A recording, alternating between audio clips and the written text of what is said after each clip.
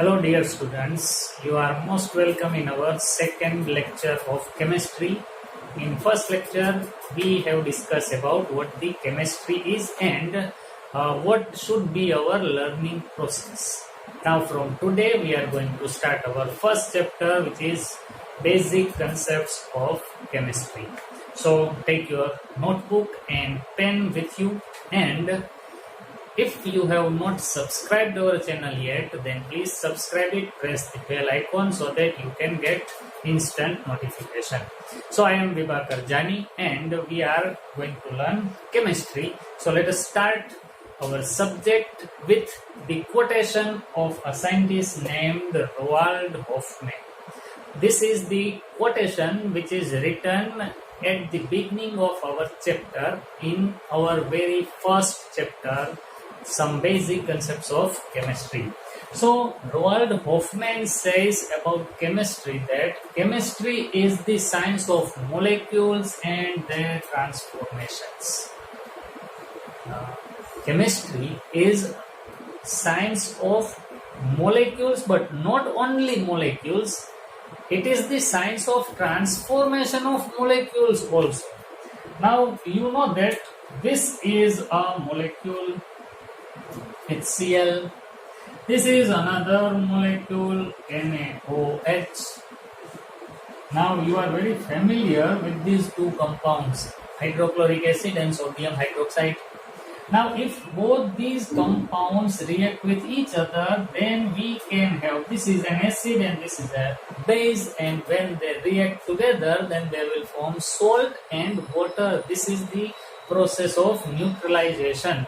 So these molecules, when react with each other, they will give another molecules. So these are the transformations of these molecules. And the study of such reactions is known as chemistry.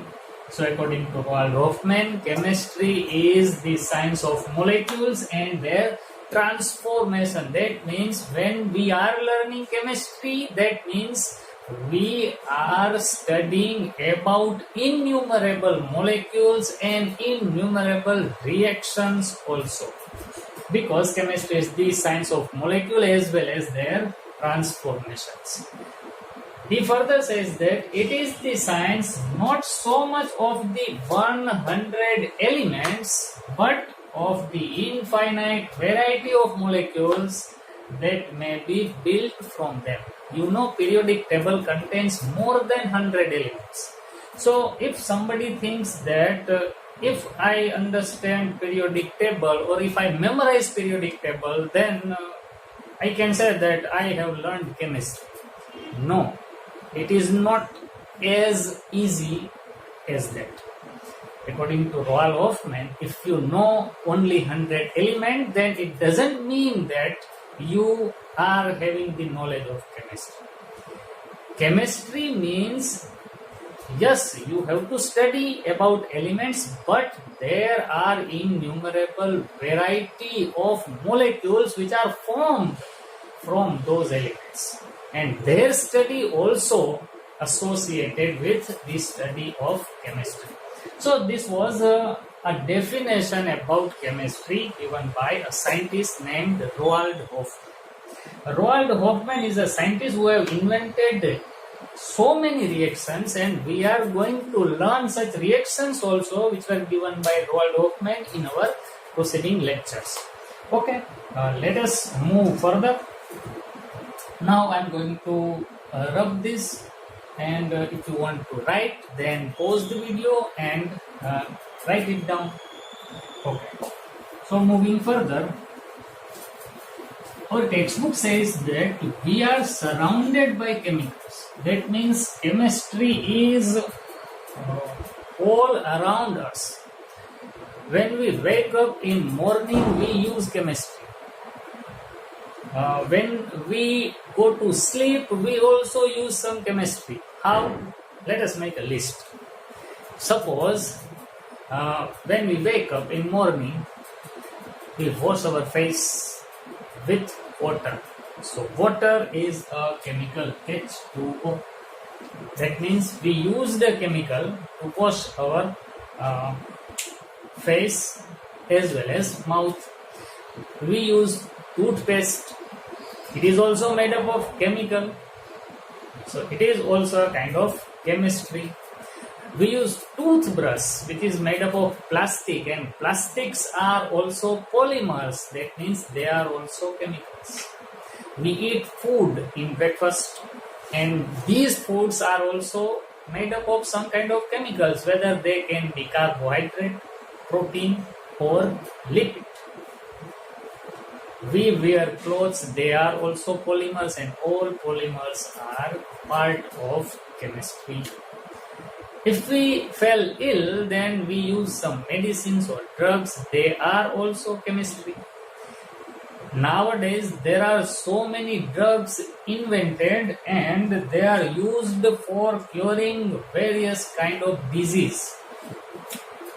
I am going to write two names of two different drugs which are used to cure cancer, and the name of the drugs are cisplatin.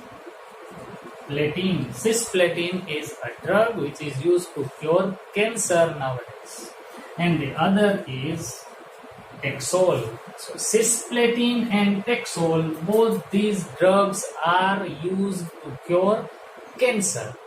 There is another drug, AZT. AZT is the drug which is used to cure AIDS, and the full form of AZT is azidothioridine. So these are chemicals and they are used to cure various diseases. We use fertilizers and insecticide or pesticides. These are also chemicals.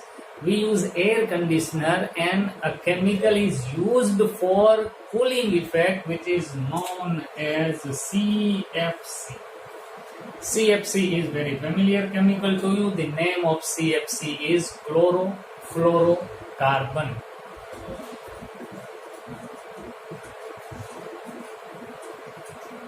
Chlorofluorocarbon, which is the chemical used in early times for refrigeration and air conditioning.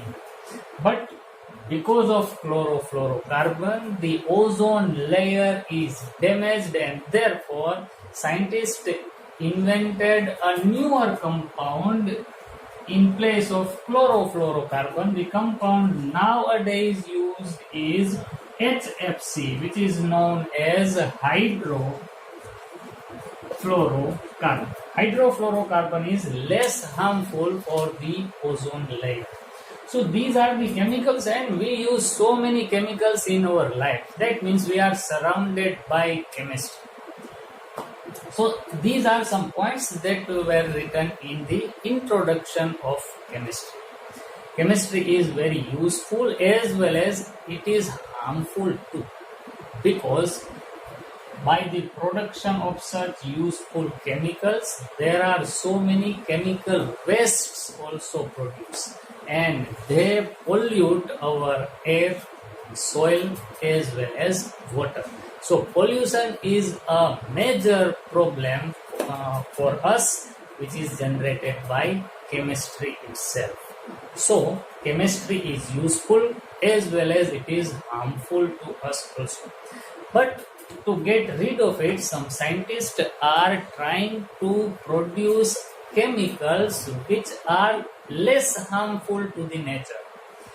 Such kind of approach of chemistry is known as green chemistry. Green chemistry is a scientific approach for the production of chemicals by which nature will get minimum harmful effect. Chemistry will definitely harm the nature, but by such concept, the harm will be minimized. So green chemistry is the novel concept of chemistry which is used and which is to be focused in the recent time. Now, for starting our subject, we will start by a word called matter. So this is the very first word which we are going to learn in this chapter. Okay, so if you want to write such points, then just pause the video and write it down. Okay. Now we will understand a word, matter. M-A-T-T-E-R, matter. This is the scientific word, and now our learning process begins. Matter. First of all, we will define the word matter. Any substance or any object that can occupy space and that can have some mass is considered as matter. So this is the definition of matter. Any substance which can occupy some space and can have some mass, then it can be considered as matter.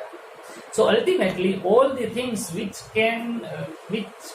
we can see with our naked eyes are considered as matter. All the things. There are some things which cannot be seen by our eyes, but still they occupy some space and still they are having some mass also. That means they can also be considered as matter. I am talking about air. We cannot see air, but air do have some mass and air do occupy some space also. Therefore, air is also an example of matter. So matter means anything which can occupy space and can have some mass. That is matter. Matter can be classified. So we will classify matter in two different ways on the basis of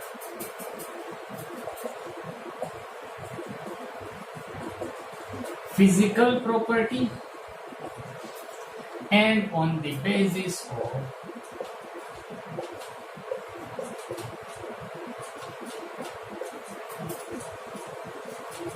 chemical property.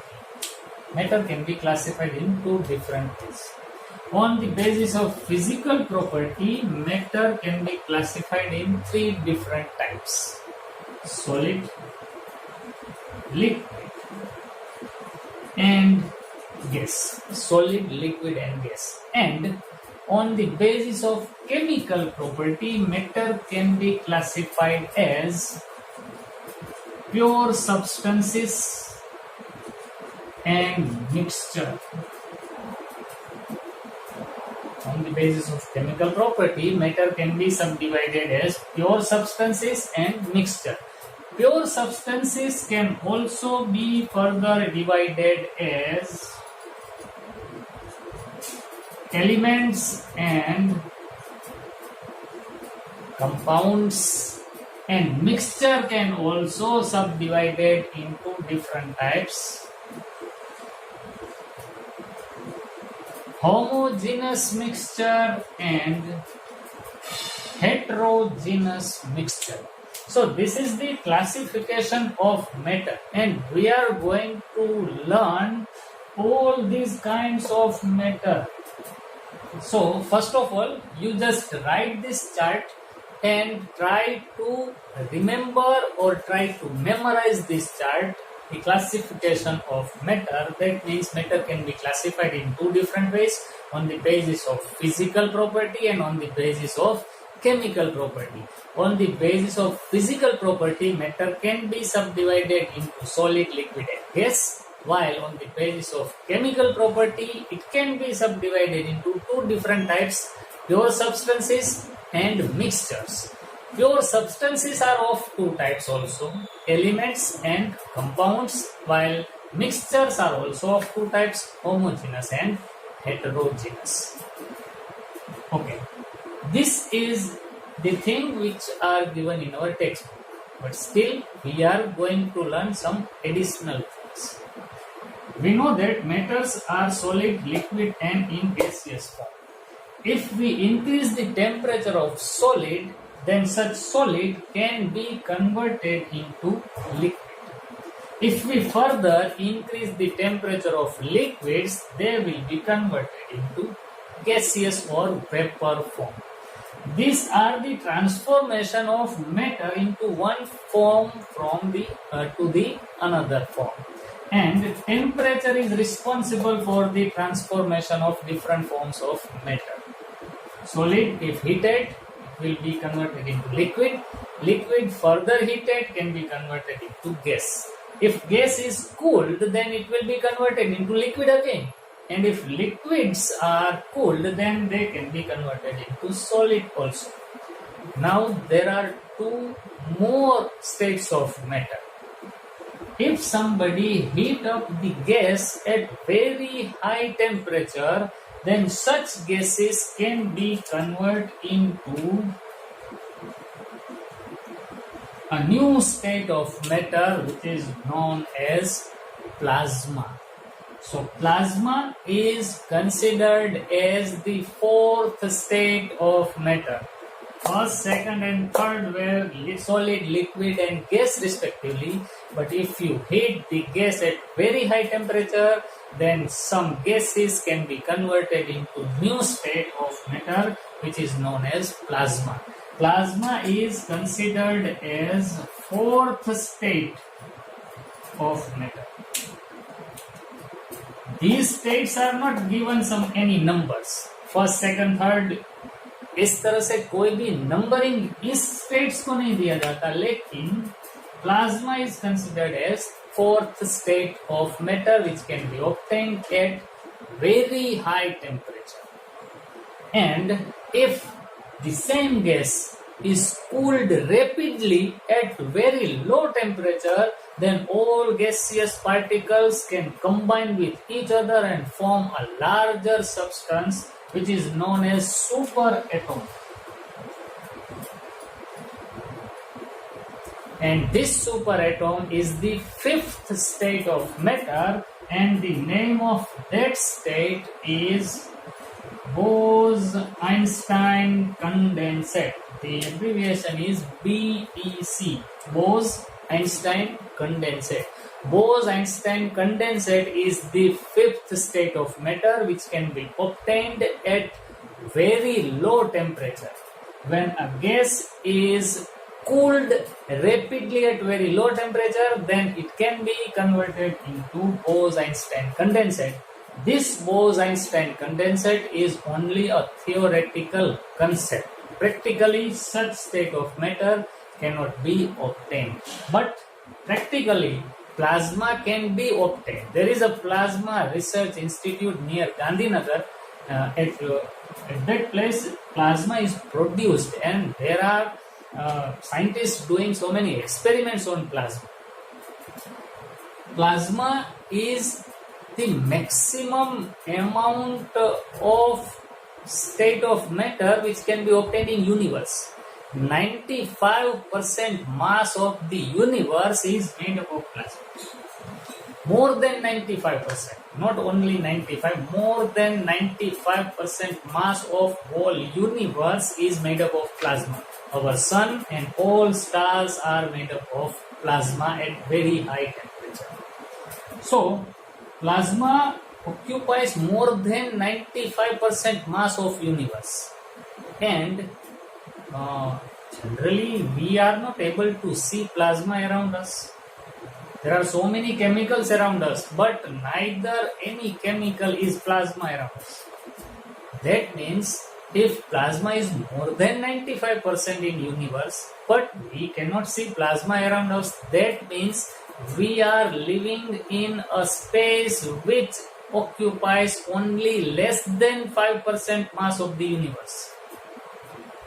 ये जरा सोचने वाली बात है बच्चों कि हम जिस ग्रह पर रह रहे हैं वहां पर हमें कहीं भी प्लाज्मा दिखाई नहीं देता, और प्लाज्मा तो 95% से ज्यादा मास ऑक्यूपाई करता है पूरे यूनिवर्स में, लेकिन हमारे आसपास कहीं भी प्लाज्मा नहीं है. दैट मीन्स हम ऐसी जगह पर रह रहे हैं जो जगह पूरे यूनिवर्स का 5% से भी कम में गिनती में आता है.